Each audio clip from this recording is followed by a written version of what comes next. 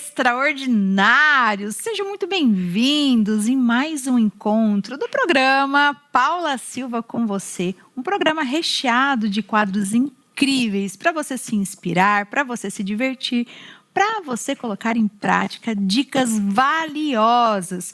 E antes de mais nada, eu preciso agradecer ao convidado especial, que é o nosso Deus. Sem Ele, nada disso estaria acontecendo. Então, obrigado, Deus, por mais essa oportunidade de estarmos aqui conversando, conhecendo, se divertindo. E hoje, no quadro de entrevistas, eu vou ter o prazer de receber a neuropsicóloga, a doutora Camila Ferreira. E ela vai trazer um assunto que muito tem sido comentado, que é o TDAH. Quais são as causas? Qual que é o diagnóstico? Como que pode ser identificado isso? Se realmente o déficit de atenção pode ser diagnosticado como TDAH? Ela vai sanar todas essas dúvidas para a gente. E eu já quero dar as boas-vindas à doutora Camila. Seja muito bem-vinda, doutora. Muito obrigada, Paula. É um prazer enorme estar aqui. Obrigada pela confiança e pelo espaço aqui ofertado. Eu quem agradeço de trazer, assim, realmente algo que é muito importante, um assunto, né, doutora, que nós estávamos falando agora aqui nos bastidores, Sim. Que tem sido muito comentado. E às vezes a pessoa acaba ficando só ali com as informações que estão no Google, nas redes sociais. Verdade. A tecnologia está ao nosso favor, mas ao mesmo tempo, né, traz muitas vezes informações erradas, né, ou autodiagnósticos enviesados, né, tendenciosos, e que pode levar a uma preocupação errada, um tratamento errado, quando não é feito por um especialista, né? Muito importante ter esse cuidado. Ok. E quando nós falamos do TDAH, ele existe uma forma correta, existe algum sintoma? Por exemplo, nós pais, ou até os adultos, porque hoje também tem alguns adultos que estão se descobrindo tendo esse diagnóstico de forma tardia. Sim. Existe algum sintoma, algo que diferencia que realmente eu preciso procurar uma ajuda, doutora? É bem interessante essa tua pergunta, porque no senso comum, né, as pessoas acabam só pensando, é uma questão de desatenção, ou uma criança que é muito agitada, mas vai muito além disso. São comportamentos que afetam realmente a funcionalidade diária desse indivíduo, né? A gente pode dividir o TDAH em dois grupos de sintomas, né? Um deles afetando bastante a questão cognitiva. Então, essa pessoa ela vai ter falhas na memória operacional. Essa é um tipo de memória, né, que faz parte das funções executivas. Então, o TDAH tem várias falhas nas funções executivas, e uma delas é a memória operacional. Mas o que é função executiva? É a função que gerencia o nosso comportamento. É como se fosse o maestro do cérebro, que faz o instrumento tocar na hora certa, planejar, flexibilizar quando algo não está dando certo, regular as nossas emoções. Então, é uma função de alta complexidade e que nos torna seres humanos, né? Porque se a gente consegue se planejar, se a gente consegue controlar os nossos impulsos, se vocês conseguem acompanhar o raciocínio dessa conversa, é porque a memória operacional de vocês está funcionando. Uma pessoa com TDAH, ela se perde na conversa, na leitura de um livro, acompanhando uma aula. Então, ela tem falhas nesse raciocínio que impactam diretamente a vida dela, né? Impactam a capacidade de aprender, de trabalhar, a capacidade dela se engajar numa atividade. E um outro grupo, né, um outro sintoma que traz um grupo aí de questões é a questão dela como que a gente fala? A regulação da recompensa. Então, as pessoas com TDAH, elas querem a recompensa para ontem, né? Se tem um chocolate, eu não vou pensar duas vezes se isso vai me fazer bem para a saúde, ou se eu estou tentando emagrecer para servir naquele vestido, né? Ou se o médico falou que a minha diabetes está alta. Não, eu quero sentir o prazer agora. Tá. Então, postergar a recompensa é muito difícil no TDAH. Então, por isso que essas crianças, esses jovens, esses adultos têm têm dificuldade para lidar com o tédio, para lidar com o que exige esforço mental prolongado, né? Então, olha a complexidade. A gente precisa disso o tempo todo, né? Vai muito além. Porque quando a gente traz isso, porque imagine um adulto, quando a gente fala de criança, você consegue também ter esse olhar de atenção, porque quando tá pequenininha ali, a mãe tá sempre observando. E quando acontece isso no adulto, como que ele lida? Porque aí é mais dificultoso dele assumir que existe algo que ele precisa pedir ajuda, né, doutora? Sim. Criador de conteúdo e expert, quer lançar um curso, quer dar um up nas suas redes sociais? Olha, você precisa da melhor equipe, que é a equipe 6x8 Mídias. Inclusive, são eles que cuidam de toda a minha programação, desde as redes sociais até todos os quadros que estão sendo desenvolvidos aqui agora. Então, é uma equipe de excelência. Entre em contato hoje mesmo com eles nesse número que está aqui abaixo. E agora, vamos voltar para o nosso programa. Algumas pessoas falam, aumentou o número de TDAH no mundo. A gente não tem como dizer isso, porque os profissionais estão cada vez mais capacitados para identificar o TDAH. Então, esse é um ponto. E antes, os profissionais não tinham essa capacitação adequada. Outro ponto é que as pessoas têm mais acesso às clínicas, né? Seja de um médico psiquiatra, de um psicólogo, que anteriormente não tinha. Então, era visto como aquela criança mal educada, aquela criança desajustada. Mas esse ponto que você colocou é muito importante, porque a apresentação do TDAH varia também de acordo com a idade. Então, nós temos 3 tipos de apresentação do TDAH: predominante desatento, predominante hiperativo e misto, tanto desatento quanto hiperativo. Na fase adulta, a evolução do transtorno geralmente faz com que esse adulto não seja tão hiperativo e mais desatento. Ou essa hiperatividade, em vez de ser uma criança, ela sobe nas coisas, ela pula, ela se agita, essa hiperatividade é mais para dentro. Então, a mente dessa pessoa não para, né? Ela tá uma hiperatividade interna, vamos dizer assim. Então, realmente vai mudando, né, o percurso desse transtorno. Também porque o nosso cérebro, ele não nasce pronto, né? Ele nasce pronto a se desenvolver. Então, até por volta dos 20 e poucos anos de idade, as funções executivas, que são as funções que eu acabei de falar, estão terminando de amadurecer. Então, naturalmente, essa criança também está ampliando as suas habilidades, melhorando as suas habilidades, e por isso o TDAH tende a remir alguns sintomas ou ficar menos intenso do que na fase da infância. Mas um TDAH não tratado tem diversos impactos na vida do indivíduo. É isso que eu ia perguntar agora, porque quando a gente está falando sobre isso, identificado que o adulto tem, e quando não é identificado, quais seriam essas consequências, tanto para a criança, que eu acredito que é se falado hoje muito sobre esse assunto também, de uma maneira mais ampla, e quais seriam essas consequências, tanto para a criança quanto para o adulto, em não tratar o TDAH, doutora?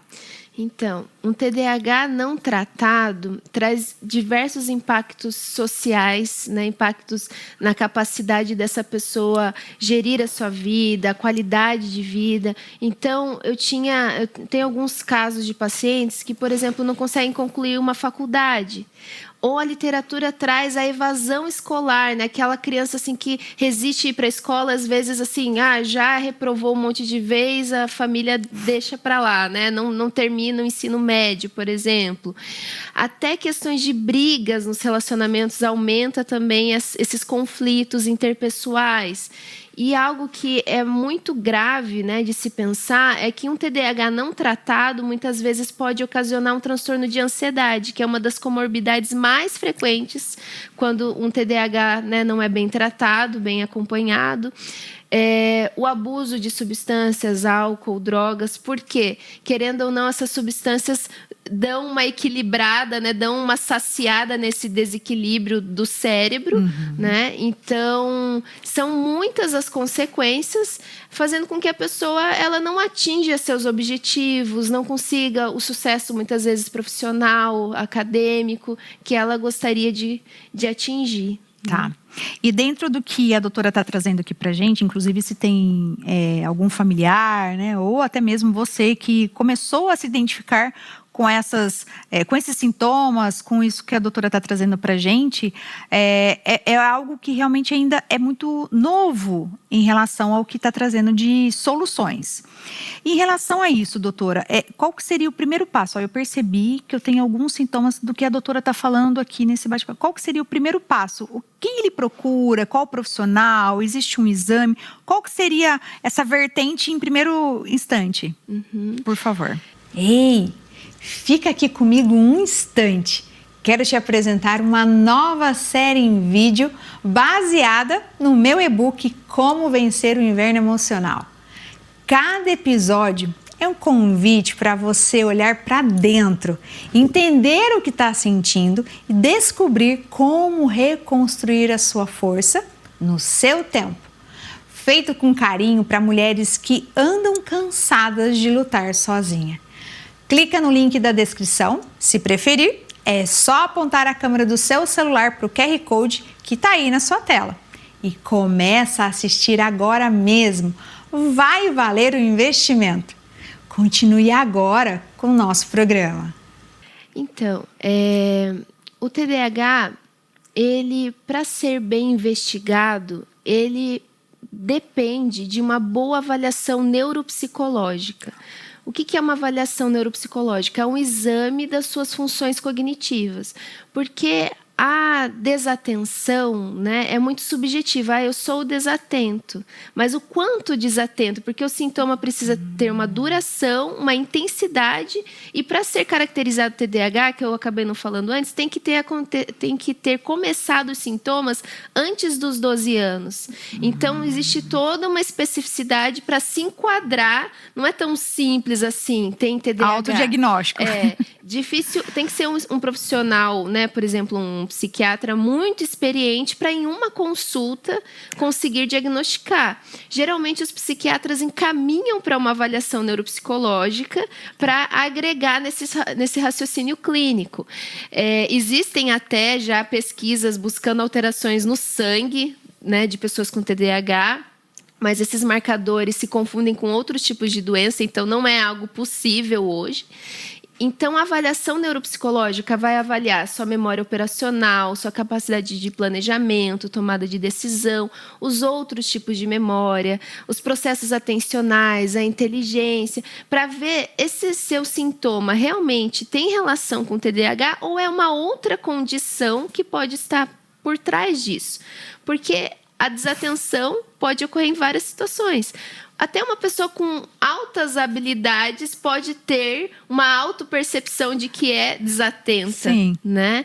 Então, fazendo uma avaliação neuropsicológica, a gente vai medir objetivamente e comparar o seu desempenho com pessoas da sua idade ou da sua escolaridade para ver se o desempenho está inferior, está na média, está superior, e a gente ter um dado objetivo para dizer, olha, realmente você tem um déficit clínico nessa área e a gente precisa avaliar, estimular essa função, buscar recursos que te ajudem a tratar essa dificuldade que você tem no seu dia a dia. Temos testes próprios para criança e testes próprios para os adultos, e alguns são iguais tanto para crianças quanto para adultos. A diferença é que são tabelas, né, comparativas diferentes.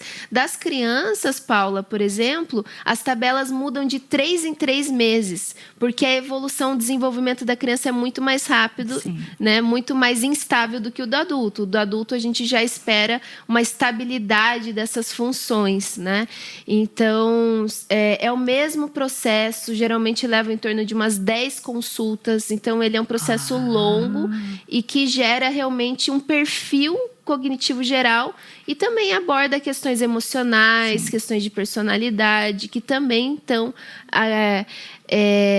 compondo, né, esse perfil, esse todo da pessoa. É um aprendizado. Então, vocês estão vendo, não é só chegar ali, se autodiagnosticar, porque é se falado muito isso, e às vezes acaba atrapalhando ser feito de forma correta esse diagnóstico, esse tratamento, porque já definiu, déficit de atenção é TDAH. Só que não foi no profissional. É um perigo, né? E porque precisa, né? a gente chama na psiquiatria que existem 2 tipos de sintomas. Os categoriais, que é sim ou não, tá ou não presente. E os dimensionais, que é o quanto está presente. E o sintoma de desatenção é um sintoma dimensional. Então, você tem que avaliar o impacto na vida diária, o quanto isso, né, afeta as atividades da pessoa, né, a capacidade de aprender, de socializar, né? E é importante isso que você trouxe, Paula, porque assim, você joga lá uma lista de sintomas, né? Parece... E vai fazendo o checklist. Às vezes Tenho. Né? Às vezes é um resfriado e aparece a opção câncer lá, não é? São geralmente meio drásticos, né? Essas interrogações que a gente vai jogando na internet. Mas, por exemplo, existem muitas situações que a gente precisa avaliar, que às vezes a pessoa acha que é TDAH, mas ela está em privação do sono crônica, uma privação crônica. Uma pessoa que não dorme com qualidade, ela não vai ser uma pessoa que consegue ter um foco atencional, né? Então, e às vezes a pessoa ela acha que tem um sono reparador, mas se fosse fazer realmente um exame, ia ver que ela não tem e que isso está afetando a capacidade atencional dela, né? Às vezes a pessoa ela acaba ingerindo muito álcool e ela às vezes acha que está bebendo só socialmente, mas isso também pode estar afetando a capacidade atencional dela. Então, a gente, às vezes é uma questão de ansiedade, né? E fala que é o TDAH. Então, é um raciocínio muito específico mesmo, que não dá pra gente simplesmente se autodiagnosticar. É muito mais sério do que nós estamos conversando, trazendo esse assunto realmente com uma atenção a mais para que você olhe e procure um profissional, né, doutora? Realmente. E pior, tem gente que se automedica, né? Pega a medicação do colega, tá fazendo bem para mim. E é esse ponto, acho que é importante eu falar. Você é artista que quer gravar a sua produção de áudio e vídeo com um profissional de excelência, dá uma olhada nesse estúdio.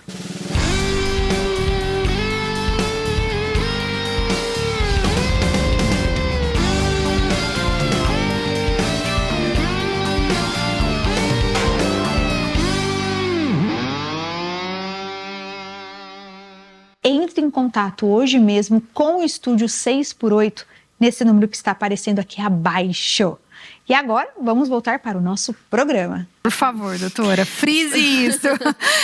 Porque frise isso. Tem gente tomando Ritalina e Venvance para melhorar a capacidade de aprendizagem, né? Eu não tenho TDAH, mas isso vai me dar um foco atencional. Nossa. Você está fazendo algo muito prejudicial para a sua saúde, porque essas medicações elas só têm o efeito esperado em pessoas que têm TDAH realmente. Quem tem TDAH, nossa, assim, ajuda demais essas medicações. Mas se você não tem e só está querendo dar, né, um up aí nos seus estudos, você está correndo o risco de ficar realmente viciado nessa química, né, o que é muito sério, e trazer diversas disfunções no seu cérebro, na sua capacidade de dormir, de relaxar e muitas outras questões. Então, se a sua dificuldade é estudar e aprender, uma avaliação neuropsicológica também pode te ajudar. Para outros fins.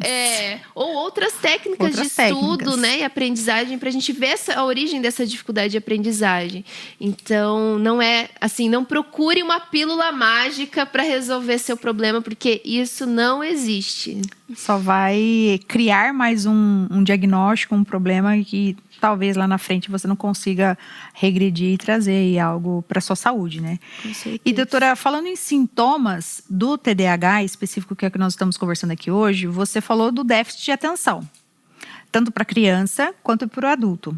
Existem outros sintomas visíveis, talvez um tique, algo assim que perceba-se também além do déficit de atenção? Ou não? O déficit de atenção e a hiperatividade, então, são 2 manifestações e que dentro delas tem diversos comportamentos juntos. Mas pessoas com TDAH têm um lado que geralmente elas são muito criativas, né? Elas pensam mais fora da casinha. Então, esse é um lado, né, positivo, vamos dizer assim, de quem tem TDAH. tem a questão, como eu falei, né, de querer recompensas a curto prazo. Tá. Tem a questão de, talvez a pessoa... a mãe fala, mas o meu filho fica horas no videogame, prestando atenção. Como que ele tem TDAH? Então, existe também um sintoma chamado hiperfoco. Então, quando é uma coisa que a pessoa gosta demais, muito, uma pessoa que tem TDAH e gosta demais, ela consegue focar a sua atenção a longo prazo naquela atividade. Infelizmente, nem sempre é uma atividade adaptativa, que faça bem para a sua saúde. Muitas vezes pode ser uma atividade, pode ser, por exemplo, pornografia, ou o próprio vício no videogame, ou o abuso de álcool, né? Ou pode ser, por exemplo, aquele nadador, o Phelps, né? Que é super famoso. O nadar era o hiperfoco dele, que fazia, né? Então o esporte para as pessoas que têm TDAH é muito recomendável, porque traz também, porque o desbalanço no TDAH, uma das áreas cerebrais que é afetada é o cerebelo, que cuida dessa questão da motricidade, do desenvolvimento motor. Então essa questão do se movimentar também tem na literatura achados que tem um benefício, né, para as pessoas com TDAH. Mas então é uma pessoa que não persiste nas tarefas, é uma pessoa que procrastina muito, porque ela precisa, assim, o prazo tem que estar ali no limite para ela, porque daí a recompensa já está logo em seguida. Então ela não consegue assim, não, daqui 6 meses você vai conseguir ver o efeito disso. Não faz sentido para ela, né? Então, nossa, tá muito longe, que chato, vamos dizer assim, né? Eu tenho que fazer em cima da hora. Daqui 1 hora eu preciso dar o resultado. Aí... Isso. Só que isso gera muito estresse, né? A qualidade do que a pessoa vai produzir não é a mesma, né? Estudar um dia antes da prova não é a mesma coisa do que você ter uma rotina de estudos mais eficaz, né? Então, essa pessoa vive sempre se atrapalhando, sem planejamento, né? Sem conseguir pensar a longo prazo. Imagina o impacto disso em várias áreas da vida dessa pessoa, né? E falando-se da vida adulta, imagine ao longo de 30 anos, 40, 50, 60, porque agora está sendo se falado sobre isso, agora está trazendo em podcasts, em programas, esse entendimento, esse esclarecimento. Imagine ele passar ao longo da vida achando que o problema realmente era ele e que não tinha nada além. A autoestima está baixíssima, né? O sentimento de autoeficácia, que é muito importante para você se sentir capaz de aprender alguma coisa, né? A pessoa se sente, eu sou burra. E não, né? Existem pessoas que têm um desempenho cognitivo muito bom, um potencial muito bom, mas ela tem essa falha nas funções executivas. E as funções executivas bem desenvolvidas é um preditor melhor do que o QI para o sucesso na vida. A capacidade de persistir, de planejar, se autocontrolar. Na Bíblia a gente chama de domínio próprio. Domínio próprio. Né? Então, são funções para a nossa vida. E que a gente pode estimular as crianças desde pequena. Sabe? Você incluir elas nas tarefas de casa, né? Você fazer ela ser participativa, desenvolver essa autonomia, não fazer tudo pela criança, né? Isso já vai agregando nesse desenvolvimento das funções executivas. Sim, porque às vezes você vai perceber que quem tem esse diagnóstico, mediante o que a doutora está falando, que talvez a doutora me corrija se assim for necessário, né, para a gente esclarecer, às vezes o TDAH vai ter dificuldade de arrumar uma cama, que é mais simples, do que focar, às vezes, no jogo, que é o hiperfoco dele. É isso, doutora? Isso. Tarefas simples, diárias. Às vezes começa uma coisa, vai para outra e não termina nada, né? Várias coisas ali. Porque, assim, a dopamina, né, que é um neurotransmissor que nos motiva a conseguir evitar um perigo ou conseguir uma recompensa, está disfuncional nesse cérebro com TDAH. Então, em vez da pessoa continuar até finalizar a tarefa, ela começa e daí já perde o interesse e vai para outra, e vai para outra, e vai para outra. E no fim, ela não... Já tem muitos vídeos na internet né? Começa a lavar a louça, daí vai lá tirar a roupa da máquina. Coloca o lixo, volta para a criança. O arroz queimando no fogão, né? Então, é essa multitarefas e não faz nada com qualidade, né? Sim, porque ele fica buscando algo nessas atividades, é isso, doutora? O TDAH, ele fica buscando a dopamina Isso. nas atividades. Esse que é uma dos sintomas também. Isso. Começar várias coisas e não focar finalizar. em nada, porque assim, não é que o TDAH não tenha atenção. Ele tem muita atenção. O problema é que ele não consegue sustentar essa atenção numa coisa específica. Então, ele presta atenção em tudo ao mesmo tempo e nada com qualidade, né? Essa é a principal característica, né, Sim, dessa do TDAH. desatenção. E após esse diagnóstico, que é um longo, vocês viram, né? Não é só ir numa primeira consulta em um profissional e você já vai sair com o seu laudo completo, com o seu cordão, com tudo, né? Porque as pessoas estão sempre querendo as coisas para ontem, que é o que a gente está falando. Sim. Então, realmente é algo muito sério, é para a vida, falando-se tanto de adulto quanto de criança. Então, após esse diagnóstico, aí vai ser feito ou não para ver se vai tomar medicação, ou todos que têm essa síndrome, né? Não sei, é síndrome... Transtorno. Estamos aprendendo aqui um pouquinho mais. Então, é transtorno o TDAH. Isso, transtorno do déficit de atenção e hiperatividade. Vocês, né? Colocou aí, né, gente? Guardaram, né? Resumindo, TDAH. Isso. E realmente, porque é muito novo isso pra gente, mas é tão importante a gente trazer aqui essa forma mais clara e objetiva, porque eu tenho certeza que tem muitas famílias que estão tendo dificuldades também. Nós vamos falar com vocês também, papais, para que a gente traga esse entendimento, porque eu sei que realmente deve virar a cabeça dessa família. Sim. Porque imagine um diagnóstico. O que eu faço com essa informação? Porque você quer que seu filho tenha uma liberdade. Sim. Então, assim, todos os casos precisam de medicações ou casos específicos, doutora. E aí, tá gostando do programa? Então, não saia daí, que agora eu vou te mostrar um trechinho do meu audiobook Como Vencer o Inverno Emocional. É rapidinho e já já a gente volta. Já reparou como as formigas trabalham incansavelmente durante o verão? Elas passam dias juntando comida porque sabem que o inverno vai chegar. E quando ele chega, elas estão prontas, preparadas para enfrentar aquele período mais desafiador. Essa lição das formigas também se aplica à nossa vida emocional. Assim como elas se preparam para o inverno, precisamos aprender a reconhecer e lidar com os desafios internos que afetam nossa autoestima e confiança. E é exatamente isso que vamos começar a fazer agora. Eu sei como é uma mulher se sentir esgotada, sem direção, com uma dor silenciosa que ninguém percebe. Eu vivi isso e foi quando eu decidi fazer diferente que tudo começou a mudar. Me reconectei comigo mesma, criei um passo a passo que mudou a minha vida. E agora, tudo isso está aqui, neste audiobook que você pode ouvir quando e onde quiser. Clica no link da descrição ou aponte a sua câmera para a tela que está aparecendo aqui um QR Code e dá esse passo por você.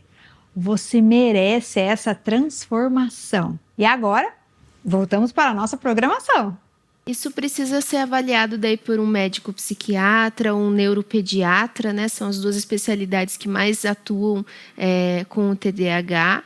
Mas o tratamento também ele vai além do medicamentoso, né? A psicoeducação, que é feita por um psicólogo ou até por literatura especializada, né? Tem até um livro que é Como Lidar com o TDAH, da editora Ógriffe. É excelente, tanto para professores, famílias. Você entender as características, o que isso impacta no dia a dia, o indivíduo começa a se auto-reconhecer e entender, né? Opa, eu tenho dificuldade com isso, né? Eu já tenho uma dificuldade de focar a minha atenção. O meu ambiente já não tá colaborando, né? Vou melhorar o meu ambiente para facilitar a minha vida, né? Então, essa psicoeducação é um passo bem importante. E a própria psicoterapia, né, para lidar com essas questões de autoestima, de identidade, de regulação emocional, ou também a estimulação cognitiva, como eu falei, a memória operacional, tem um déficit ali que ela pode ser estimulada com tarefas específicas, exercícios específicos, ou compensada com recursos, né, uma tecnologia assistiva, por exemplo, para ajudar essa pessoa a lidar, superar essas barreiras, essas dificuldades. O TDAH é até previsto por lei, né, um atendimento educacional especializado. Então, as escolas elas precisam ter um olhar atento, né, e a parceria família-escola é fundamental para que o aluno, né, consiga evoluir e avançar no seu desempenho. Sim, e hoje é muito bom também porque nós vemos as empresas acolherem esses adultos de uma forma muito humanizada, realmente, porque às vezes até eles estão no início ali, como, nossa, eu estou trabalhando nesse departamento e eu acabei de descobrir que eu tenho como lidar com isso dentro da empresa também, essa relação deles com esse transtorno, que não é uma limitação. Sim. Mas precisa ser olhado, né, doutora? Com atenção esse adulto. Precisa, porque um contexto novo, né, exige muitos recursos cognitivos, uma adaptação. Ainda mais que as funções executivas elas são requeridas sempre quando a gente tem que fazer algo novo e que não é um comportamento automático, né? Então, imagine você num novo ambiente aprendendo, né, as siglas da empresa, né, os procedimentos, as operações, a forma, enfim, de resolver os problemas que você foi contratado para resolver. É um processo de adaptação, né? Então, esse olhar, né, e a própria pessoa também, né, tendo consciência dessas suas dificuldades, o caminho fica muito mais leve, muito mais fácil, né?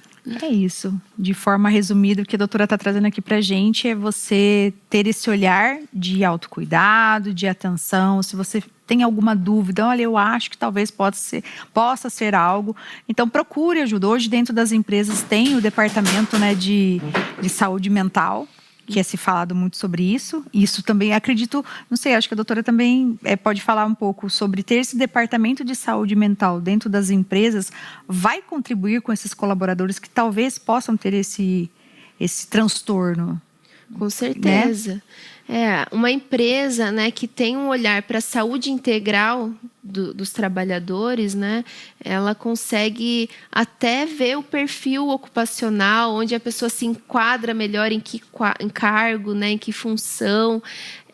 E além disso, que funcionários que estão bem de saúde, né, eles produzem de uma forma muito mais efetiva, o clima organizacional é outro, né? Sim. Então, esse olhar para a saúde do trabalhador faz, sim, toda a diferença, com certeza. Sim, porque aí, quando você tem o diagnóstico em mãos, você consegue também buscar os seus direitos.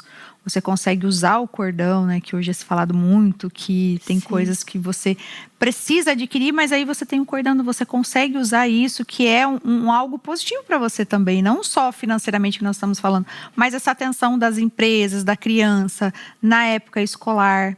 Na idade escolar, quando a criança vai, ela consegue ter esse olhar, os professores, a escola está preparada para esse transtorno que já está chegando de uma forma diferenciada, né, doutora? Acredito que está tendo um olhar positivo para isso. Eu acredito que estão tendo uma introdução mais positiva para essas crianças e para os adultos, né? Com certeza. Eu acredito que o avanço das neurociências, né, que ainda está numa fase muito inicial, porque a gente pode brincar assim, que a neurociência ainda é um bebê, tem muito se a descobrir ainda, né? Muito a avançar. As técnicas de imagem trouxeram um avanço enorme para a gente compreender, mas só para assim, um dado, o TDAH, a primeira vez a ser relatado foi lá por volta de 1700. Então, assim, é novo para a gente, né, agora, porque a informação só está chegando agora, sim. né? Então, não é modinha, né? Não é assim um diagnóstico do nada, né? Realmente é porque a informação, e graças a Deus por isso, está chegando mais rapidamente para as pessoas. E isso, eu tenho certeza que melhora a qualidade de relacionamento dos pais com esses filhos, dos professores com esses alunos, dos empregadores com esses funcionários, né?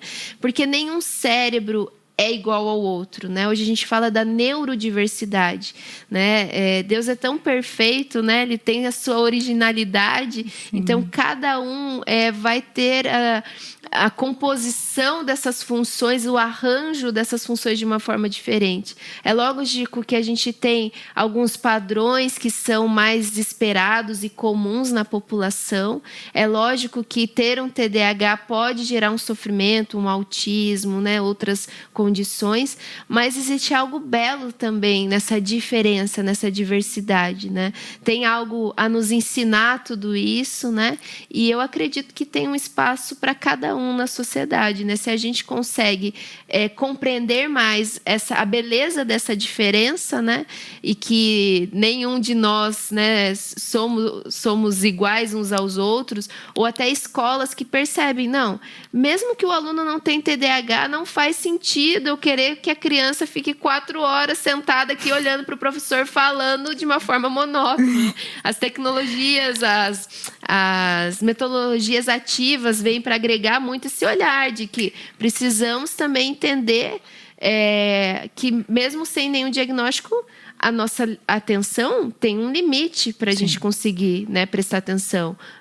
Então, acho que isso tem muito a agregar, né, esse olhar diferente, né, para essa neurodiversidade. Nossa, ficaria aqui, horas falando sobre esse assunto que é muito pertinente, muito importante. Hoje nós falamos aqui, o foco foi TDAH, porém, a doutora já até comentou de forma rápida sobre o autismo. Existem outros transtornos também. Sim. Que a gente pode abordar em umas próximas visitas, né, doutora? Isso é um prazer. Então, assim, eu espero que realmente você assista com atenção esse episódio, que você preste atenção no mínimo detalhe, que talvez você tenha essa dúvida. E se você realmente tiver alguma dúvida, fala assim, olha, eu acho que... Então, ao invés de você achar, ficar na dúvida, deixe ali a sua pergunta nos comentários aqui abaixo, no YouTube. A gente passa para a doutora. O importante é você ter um esclarecimento da profissional.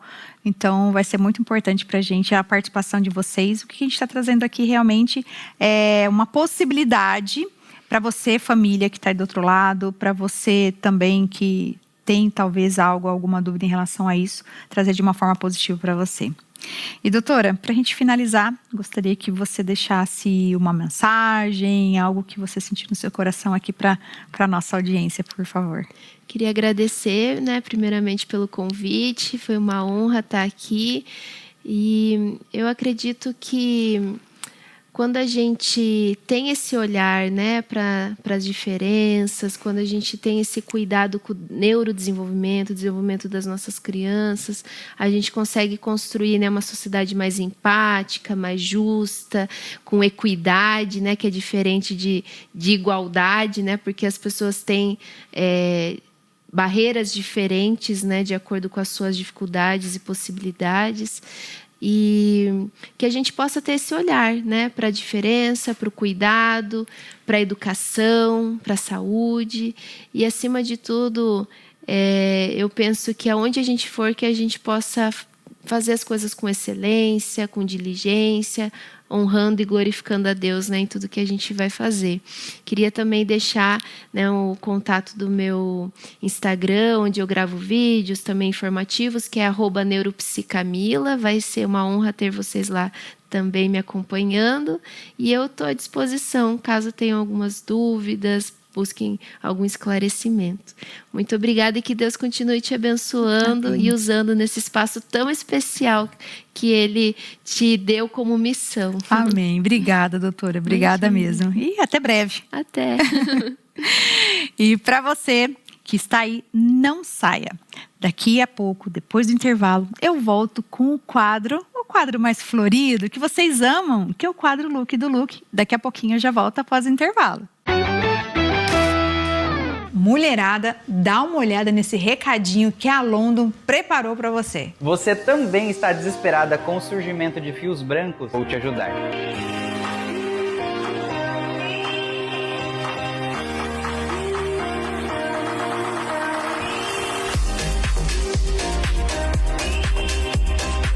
A nova coloração da Glow vem para camuflar os fios brancos, trazendo o resultado mais duradouro e com muito mais naturalidade. E você, vai ficar de fora dessa? Diga adeus aos fios brancos e garanta já o seu Glow Express pelo WhatsApp 19 9 9633 7357. E você, empresário, que também quer destacar a sua empresa aqui no nosso programa, entre em contato por esse número que está aparecendo aqui abaixo. E continuamos com o nosso programa. Estamos de volta no quadro Look do Look. E você, em algum momento, teve vontade de disfarçar aquela barriguinha, a famosa pochete? Pois é, às vezes você coloca uma roupa ali, uma saia, uma camiseta, como eu estou aqui vestida, e fica ali bem marcada aquela partezinha que a gente quer disfarçar. Será que é possível a gente ter truques para poder disfarçar isso e manter a peça que a gente tanto ama? Nós vamos descobrir hoje, lógico, com a Ju Costa, que é especialista nisso, né, Ju? Seja bem-vinda! Muito obrigada, Paula. Olha, hoje nós temos uma questão, assim, acho que da maioria das mulheres. Sem dúvida. E minha, pessoal. Que eu já trouxe aqui para a Ju sobre isso. É a questão da pochete, da barriguinha, que insiste em ficar ali nos looks. O que a gente faz, Ju? Tem Bom, como? Sem Será? salvação. O problema não está no nosso corpo, mas como a gente aprendeu a vesti-lo.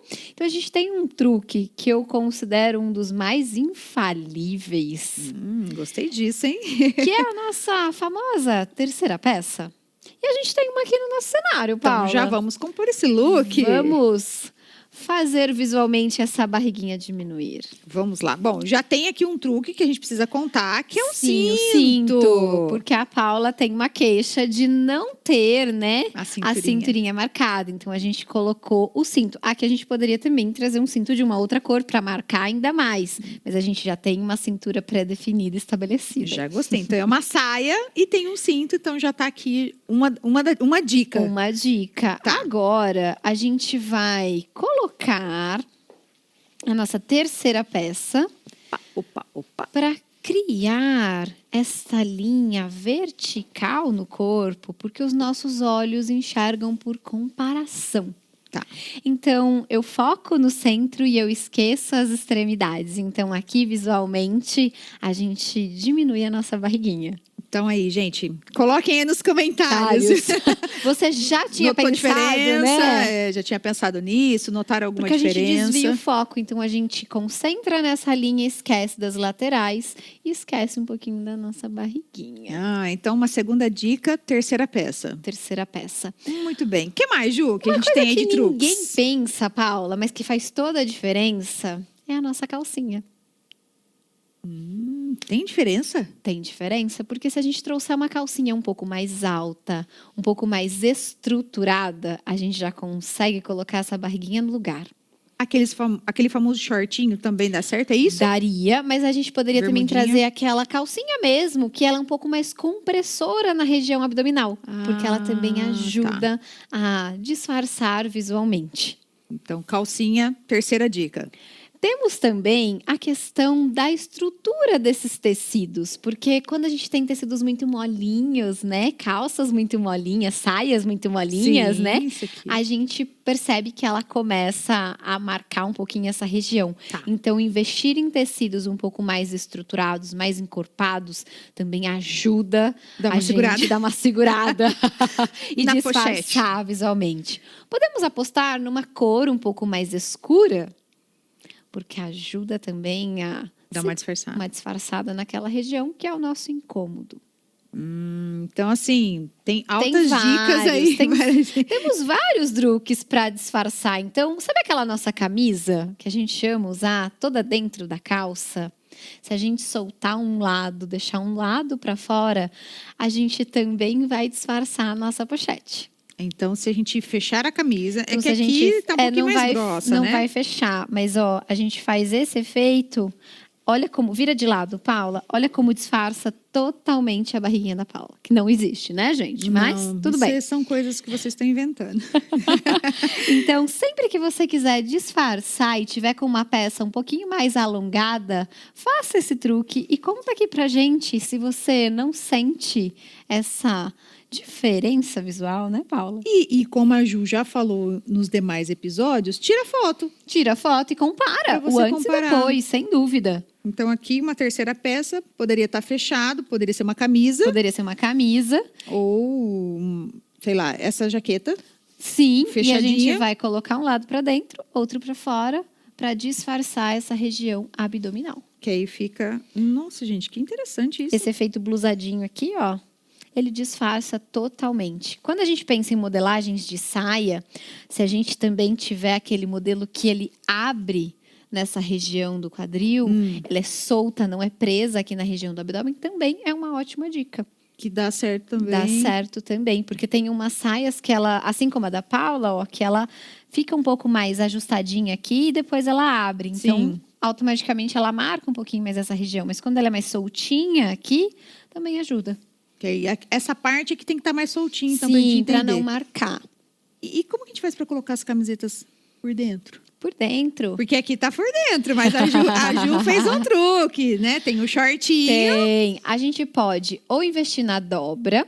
Então, a gente vai dobrando aquela peça como se fosse um envelope até a altura do cós da calça, para não ficar com mais volume nessa região Sim. que nós já temos, né? A gente Um não quer pouquinho evidenciar não mais. queremos evidenciar, para que na hora do cós ele não fique marcado. Ou a gente pode juntar toda essa peça e prender com o elástico para trás.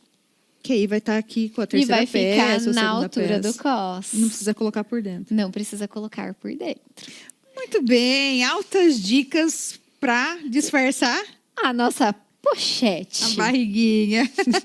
E se você tem mais dúvidas sobre isso, eu já ouvi falar que isso dá certo. Então deixa aqui nos comentários, né, Sim, Ju? com certeza. Nós também queremos saber a sua opinião. O que funcionou pra você, né, Vamos Paula? trocar, não vamos Vai entrar ser em uma desespero. Certo, Ju? Certo? Muito obrigada mais uma Imagina, vez eu que pelos seus agradeço. ensinamentos. Olha, já vou colocar em prática. Já estou colocando, né? Já estou temos várias aprendendo. mudanças. Várias mudanças. No decorrer dos episódios, o pessoal vai perceber algumas transformações. Sem dúvidas. Preparamos muitas novidades pra vocês. Obrigada, Ju. Imagina, eu que Até agradeço. a próxima. E para você que está aí, deixa aqui nos comentários o que você achou de hoje. Você já teve essa dificuldade de colocar uma roupa, uma camiseta, por exemplo, igual essa aqui, colocar por dentro e falar assim, nossa, meu Deus, parece que eu tô aqui super evidenciada na barriguinha.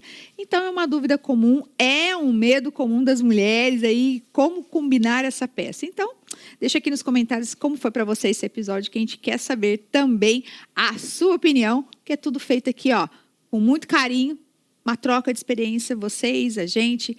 Então, eu estou aguardando vocês toda segunda-feira, às 20 horas, aqui no meu canal do YouTube, programa Paula Silva com você, com o quadro de entrevistas e o quadro O Look do Look. Então, eu estou te aguardando. Até a próxima. Tchau!